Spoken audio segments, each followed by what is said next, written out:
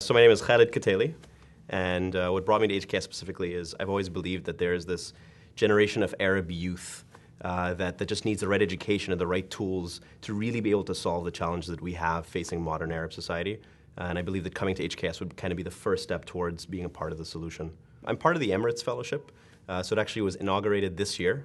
And so the idea of the Emirates Fellowship is to bring together kind of Arab leaders, I hesitate to call myself that, but potential Arab leaders who kind of all have this commitment to coming back to the region, to the Middle East, and helping solve some of the problems that are facing the region. I think having a smaller cohort was actually really meaningful. We were only 6 people, which is not a ton, but we got to develop these really, really close, meaningful bonds. And the beauty of it was also we were some MPPs, we had an MPA, we had a couple of mid-careers, so you really had people across the spectrum in terms of work experience, age, backgrounds, and we all kind of shared this one common interest, which was, how can we take what we have learned and the toolkit that we've developed, and how can we take that back home? So we met every week for anywhere between 2 to 3 hours, sometimes with the other fellowships, sometimes just with our fellowships.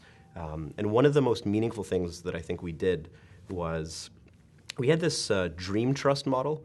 The idea is, you get the whole group together, you talk about your goals for the future, what are the steps that you're going to have to take to get there, and then everyone starts questioning you, which is, how are you going to do that? What are the steps you're going to take? Who are the people you're going to have to meet?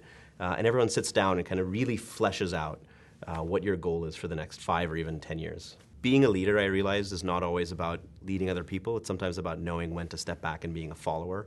That's probably one of the biggest learnings I had at CPL and at HKS, which is, sometimes everyone here wants to be a leader. We're taught to be leaders, right? But sometimes the best thing to do is actually to step forward and take the lead when no one else is ready to do that, and sometimes to step back and let someone else take the lead when they might be more capable of doing it or they're better at it. And that's been a huge learning. So I'm hoping that's definitely something that I'm going to kind of take into my professional career.